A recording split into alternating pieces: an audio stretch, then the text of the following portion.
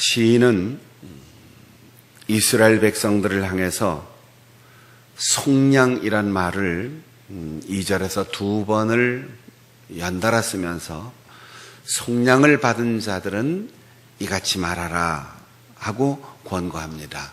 말한다는 것은 그냥 구술하거나 설명하는 게 아니고 소리 질러서 부름에 응답하는 대답, 사명으로 선포하는 큰 목소리를 의미합니다.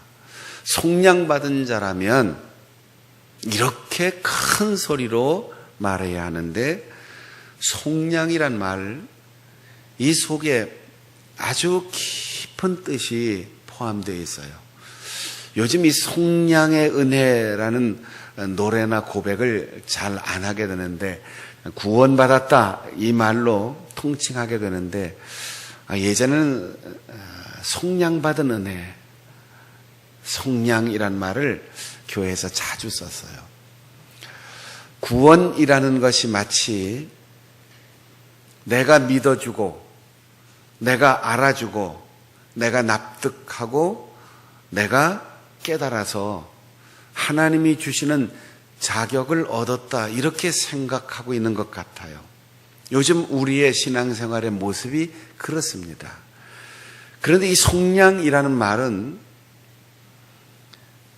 노력과 깨달음과 지혜로 대가를 지불하고 얻는 게 아니에요. 값없이 거저 그냥 받았는데, 왜 받았느냐 하면 속량이란 말 자체가 가장 가까운 친구가 되어준다, 그런 의미를 가지고 있어요.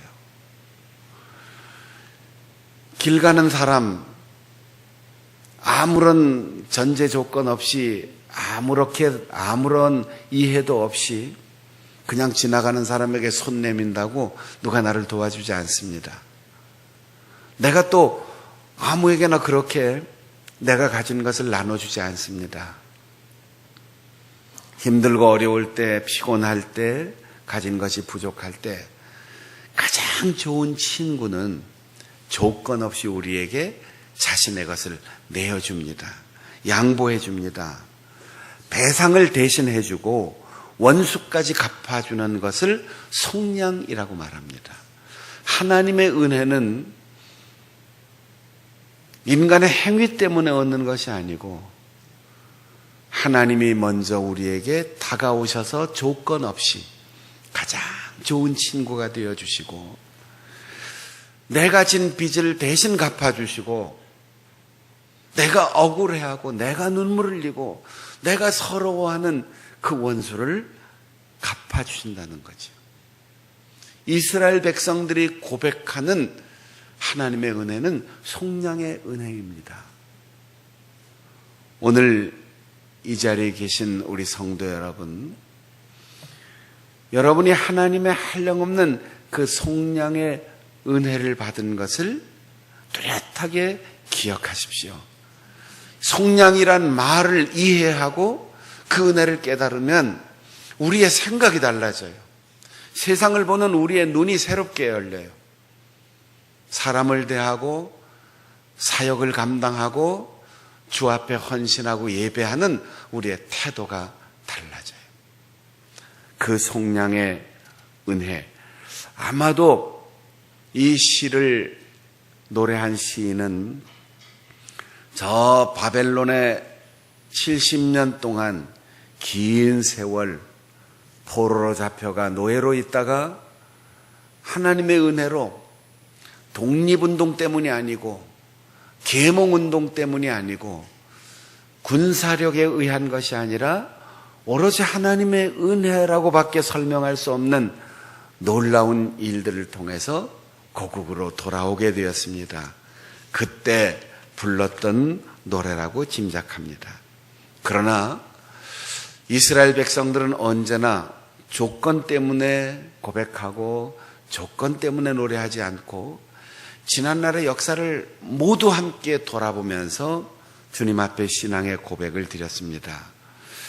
그래서 오늘 대적의 손에서 우리를 건지셨도다 하고 고백하면서 오늘 우리가 읽은 본문 중에 9절에 보면 그가 사모하는 영혼에게 만족을 주시며 줄인 영혼에게 좋은 것으로 채워주신다라고 노래하고 있습니다. 어쩌면 이 한 문장 속에서 앞뒤 말이 맞지 않는 것 같아요.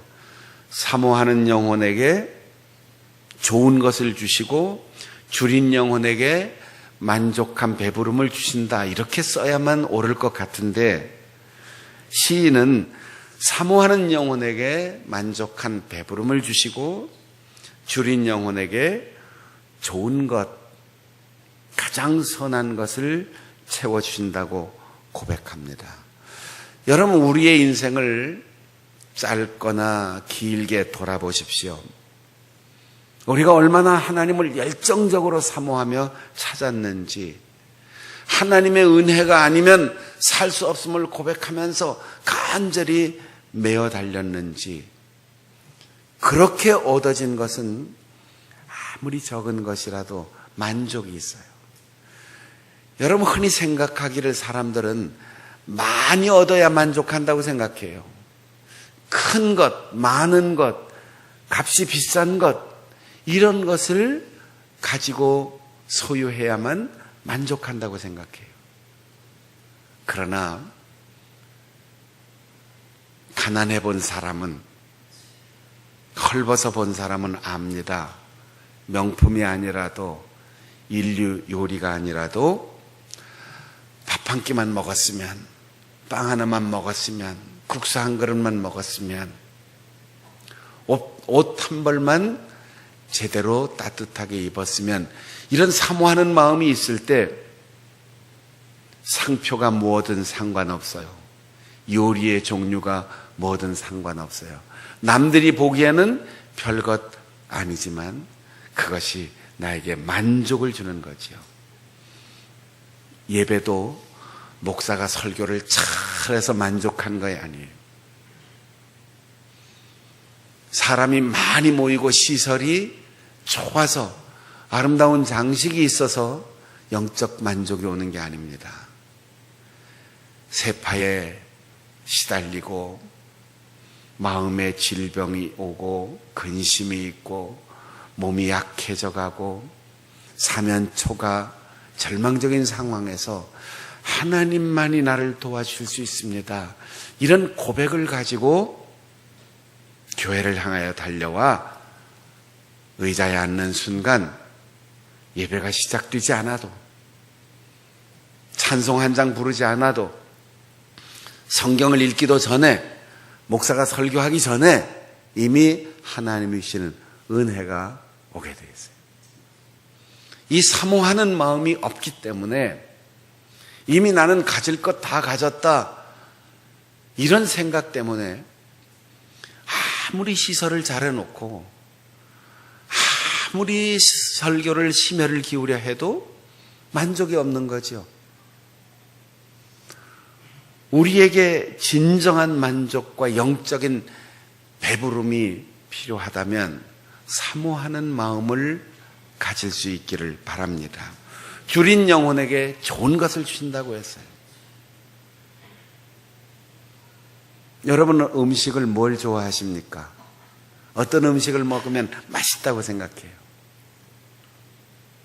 가장 맛있는 음식은 배고플 때 먹는 거예요. 배가 고프지 않으면 여러 가지 얘기가 많아요. 맛이 있느니 없느니, 짜니 싱거우니 매우니, 요리를 잘했느니 못하느니.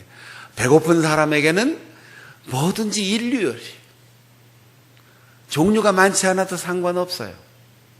그러니까 음식을 먹고 싶어서 때가 되어서 누군가 잘 만들어주니까 좋은 음식으로 배불러지는 게 아니고 배고플 때 먹어야 맛있는 거예요. 조금만 더 기다리면 맛있는 시간이 오는 거죠. 사랑하는 여러분, 하나님께서 이스라엘 백성들을 광야 행진할 때 그들을 지나간 400년 노예살이에서 아주 짧은 기억을 더듬어 보면, 야, 애굽에서는 우리가 노예로 살았지만, 벽돌 공장에서 벽돌 찍으면서 살았지만, 그래도 고기도 먹고 양념도 먹고 과일도 먹었는데 광야에 나오니까 아이고 지쳤어, 이렇게 불평을 했어요. 그러나 매일매일 먹는 만나, 반석에서 솟는 물, 그리고 가끔 바람에 날아오는 메추라기, 애굽에서 있을 때 노예로 살아도 이런 건 안 먹겠다, 별것 아닌 그것이 그들의 역사 속에 하나님이 풍성하게 먹여주신 은혜의 성찬이었습니다. 여러분, 우리가 부활절과 추수감사절 전후 1년에 2번 정도 우리 교회에서 성찬 예식을 하는데, 값으로 따지면 우리가 먹는 그 떡이 얼마나 될까요? 여러분이 왜 그걸 먹기 위해서 기다릴까요? 그 포도주 한 잔, 조그만 동전만한 떡 하나, 그걸 받기 위해서 왜 기다릴까요? 거기에 하나님의 은혜가 담겨 있기 때문입니다. 예수 그리스도의 피가 내 혈관을 흐르기를, 예수 그리스도의 살이 내 속에 들어와 나로 하여금 예수님처럼 거룩하게 살 수 있는 힘을 주시기를 기도하며 사모하며 고백하니까 그 성찬이 귀중한 거지요. 여러분에게 값비싼 음식을 대접한다고 해도 그런 거룩함과 그런 감격이 있겠습니까?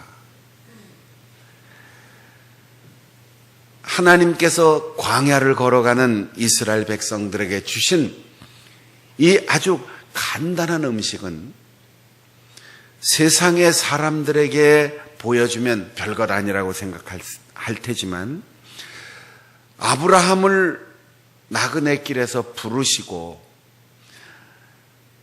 요셉을 이곳으로 이민시키시고 노예 생활을 하면서 견딜 수 없는 고통과 억울함 속에서 부르짖었더니 건지셨다고 했어요. 그리고 40년 광야 생활, 울타리가 있습니까? 조직된 군사가 있습니까? 발달한 무기가 있습니까? 기댈 언덕이 있습니까? 안전을 보장할 수 없는 그 불안한 생활을 하다가 마침내 그들의 부르짖음을 들으시고 그들을 고통에서 건지시고 그들이 거주할 성읍에 이르게 하셨다 그랬어요. 성읍은 도시, 안전한 주둔지 이런 의미인데, 도시의 중요한 기능, 가장 중요한 기능은 자급자족하는 음식이나 사람들이 모여서 누리는 문화적인 생활, 조직적인 치안, 이런 게 아니에요. 내가 잠을 잘 때도 누군가 깨어서 파수해 줄 수 있는 파수꾼이 있는 곳이 성읍입니다. 천막에서 잘 때는 잠이 들어도 내가 나를 지켜야 했어요. 이동할 때는 아무리 좋은 주둔지를 만나도 내일이면 떠나야 했어요. 그런데 거주할 성읍에 이르게 하셨다 할 때 이제는 다리 쭉 뻗고 자도 돌아가면서 불침번을 서줄 군대가 조직되어 있고 헤아릴 수 없는 수많은 문제를 지혜롭게 해결해 줄 수 있는 임금이 있고 재판관이 있고 하나님 앞에 내 대신 부르짖어 기도하는 제사장이 있고 시시때때로 우리의 오류를 바로잡아주는 예언자들이 있고 이렇게 안정된 도시에서 살 수 있는 가장 중요한 첫 번째 조건은 파수꾼이 있다는 거예요.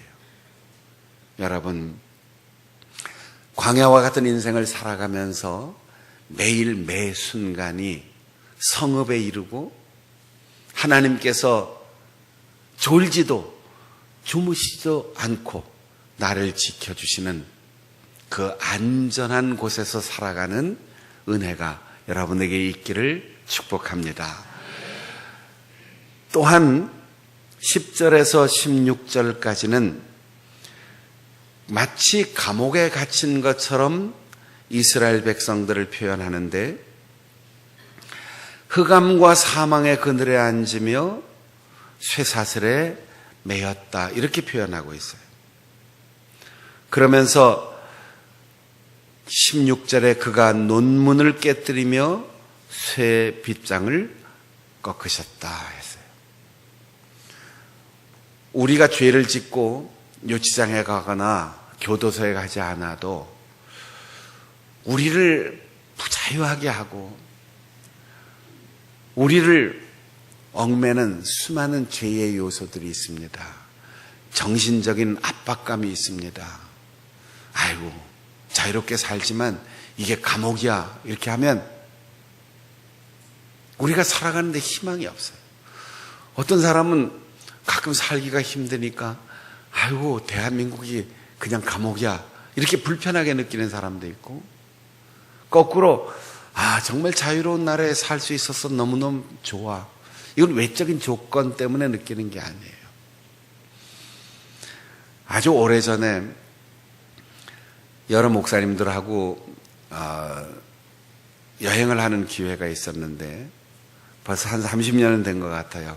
저 동해안에 가서 통일 전망대를 올라가서 이렇게 바닷가를 내려다보는데, 지금은 많이 걷어 없어졌지만 전에는 바닷가에 전부 철조망이 쳐져 있었습니다. 그리고 군데군데 초소가 있고, 그 철조망도 뚫고 밖에서 누가 들어올까 돌멩이를 얹어놓고 매일 매 순간 순찰하면서 그걸 살피는 거죠. 어떤 분이 그렇게 물어요. 저 바닷가에 수많은 철조망은 저 길을 길게 철조망 왜 쳐놨을까? 제가 이렇게 대답했어요. 우리 여기서 못 나가게 하려고. 언뜻 생각에 들어오는 사람을 막기 위해서 철조망 친 것 같은데, 사실은 간첩이나 무장공비는 그 정도는 막을 수 있는 도구가 되지 못해요. 우리가 못 나가는 거예요. 왜? 저 바닷가에 가서 수영 좀 하고 싶은데, 모래사장을 좀 거닐고 싶은데, 전국에 제일 좋은 곳에는 전부 스님들이 점령하고 있고 군인 부대가 다 점령하고 있는 거죠. 그래서 철조망이 우리 못 나가게 하려고 그러는 거지. 제가 농담 반 진담 반 그렇게 얘기했는데, 우리가 잘 깨우치지 못하면 우리 스스로가 자기 자신의 손과 발을 묶어놓고 아무것도 못하게 돼요. 베드로가 감옥에 갇혔을 때 생각해 보십시오. 베드로는 감옥에 갇혔으나 교회는 그를 위하여 기도하더라. 어떤 일이 일어났습니까? 낙심하고 이제는 죽었다라고 거의 기절하다시피 잠들어 있는 베드로를 툭툭 칩니다. 눈을 떠보니까 누군가 와서 일어나라고 해요. 잠결에 꿈인가 하고 따라 나오는데 쇠사슬이 저절로 풀어지고 겹겹에 문이 열리고 간수들은 다 잠들어 있습니다. 큰 길까지 나와서 갑자기 자기를 이끌어준 분이 사라졌는데 천사였어요. 그제서 하나님이 나를 건져주셨구나, 그렇게 깨닫고 기도하는 교회로 돌아왔습니다. 여러분, 우리는 늘 신세를 지고 살아가는 거예요. 여러분 혼자 힘들고 절망적인 상황을 만나고 아무런 희망이 보이지 않을 때, 그때도 교회에서는 여러분을 위해서 기도하는 교역자가 있음을, 그리고 여러분의 이름을 불러가면서 사랑으로 기도하고 있는 구역장이나 또 회장님이나 좋은 믿음의 형제 자매들이 있음을, 그래서 하나님께서 나의 쇠사슬을 풀어주시고 내 문을 열어주시는 은총을 감사하면서 죄수였던 나, 포로되었던 나, 그 모든 포로 생활에서 나를 건져주시는 그 하나님의 은혜를 아름답게 고백할 수 있기를 바랍니다. 17절부터 22절까지는 죄와 질병으로부터 건져주시는 하나님의 은혜를 이야기하고 있습니다. 그가 곧 하나님께서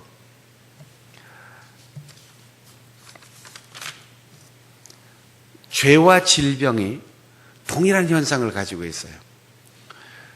질병도 전염성이 있고 죄도 전염성이 있어요. 한밤중에 차가 다니지 않을 때 횡단보도에 이렇게 서 있으면 차도 안 오는데 이거 건너갈까 말까 고민이 생기는 거죠. 그런데 누가 용감하게 건너가요. 그러면 나도 건너갈 수 있는 용기가 생기는데 급하다고 막 건너가려고 하다가 빨간불 앞에 가만히 서 있는 사람을 보면 나도 건너갈 용기가 안 나고 질서를 지키게 되는 거죠. 옆 사람이 하품을 하면 나도 하품을 하게 돼요. 나에게도 갑자기 졸음이 와요. 누군가 기침해서 감기에 감염됐다 그러면 나도 목이 간질간질해져 오는 거죠. 이 죄와 질병은 하나님께서만 고쳐주실 수 있습니다. 하나님은 우리를 감옥 생활에서 광야 생활에서 건져줄 뿐 아니라 오늘 나의 내면에 있는 죄의 질병, 우리의 몸에 있는 육신의 질병 모두를 다 고쳐주십니다.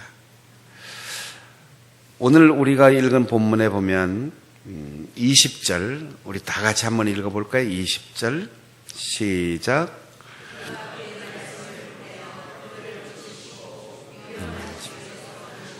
아멘.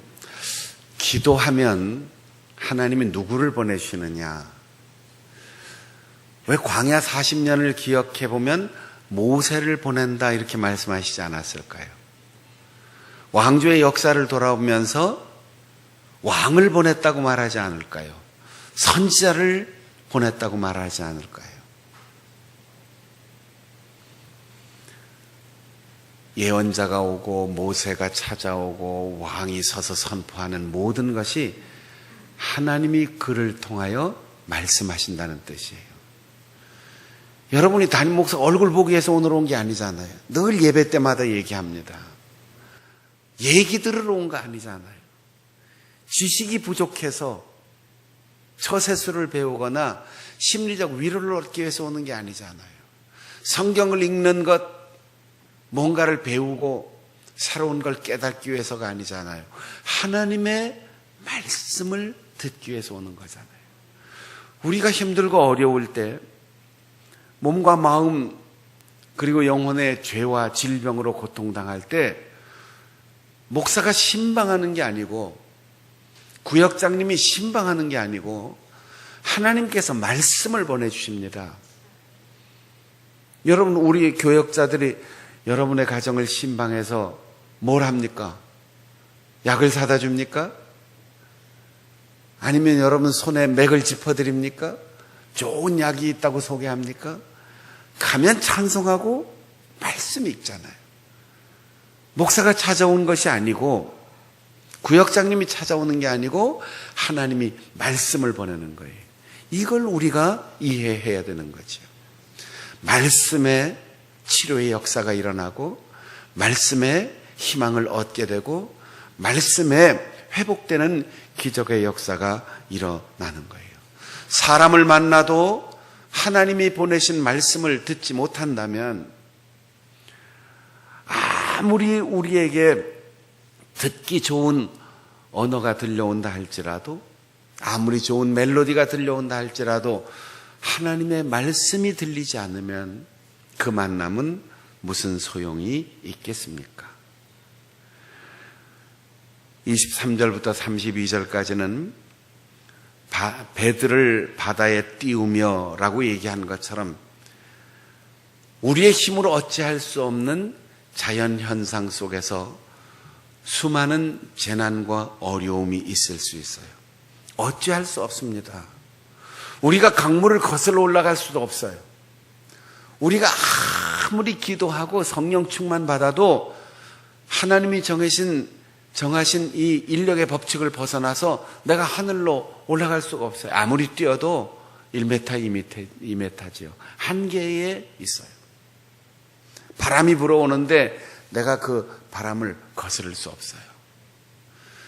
그런데 하나님은 그 자연의 환경 속에서도 우리에게 구원의 은혜를 베푸신다는 거지요.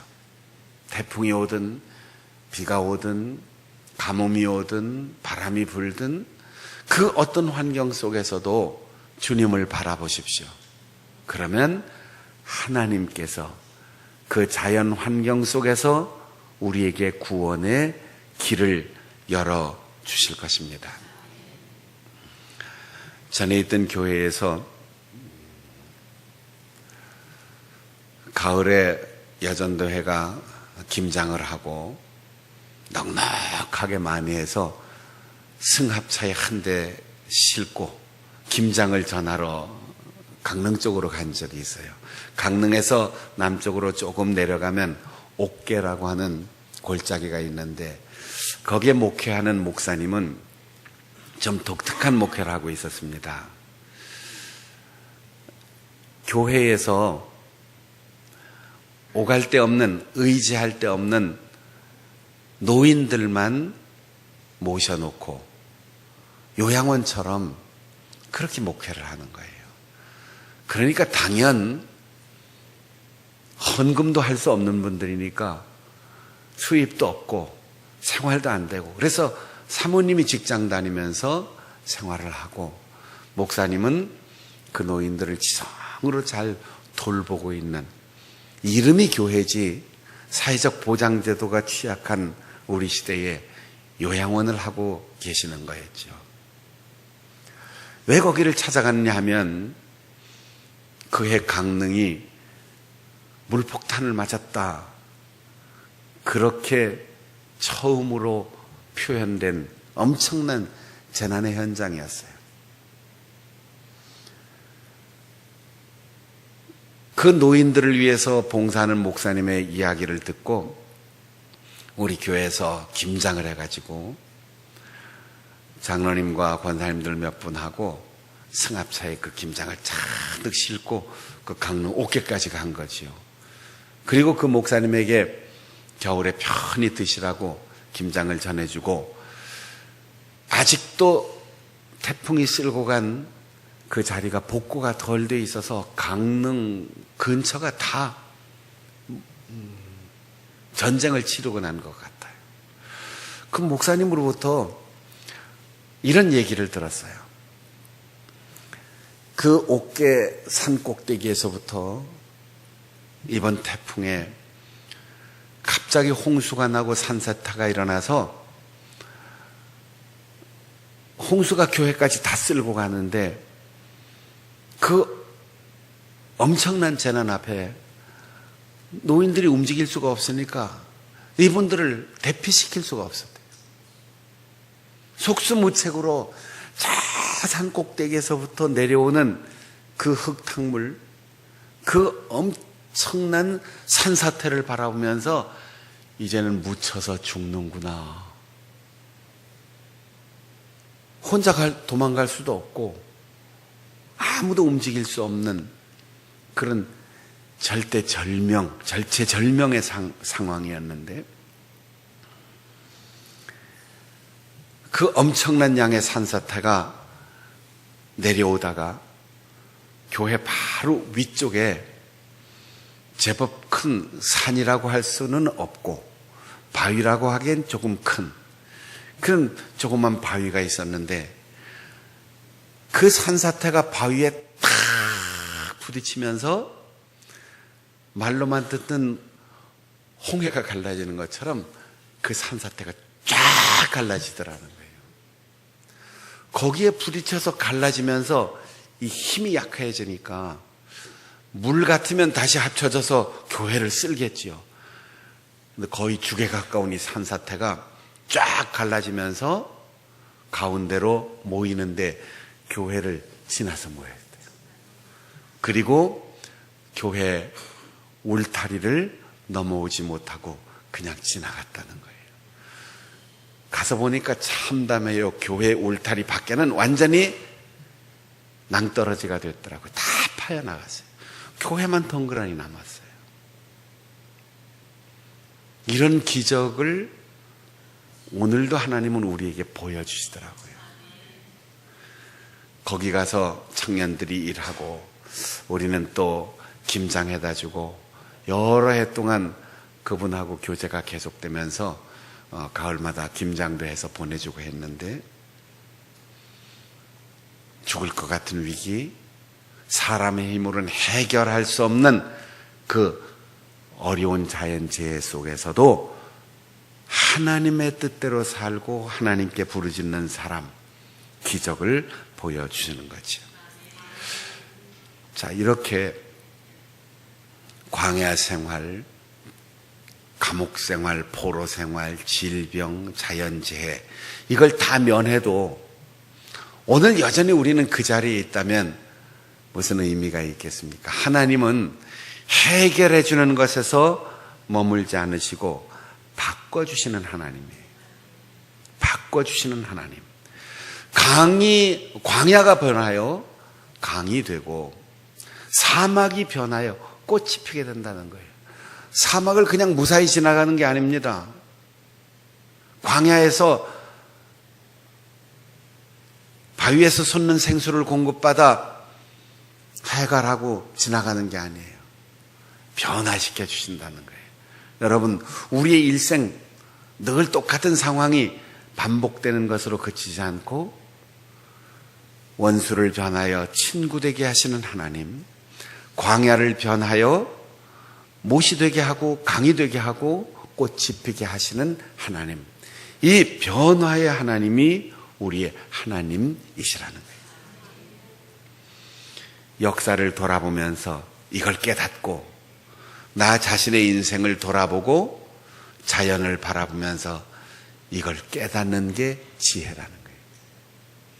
똑같은 기도를 자꾸 반복하고 똑같은 상황을 자꾸 반복하는 건 지혜가 아니에요.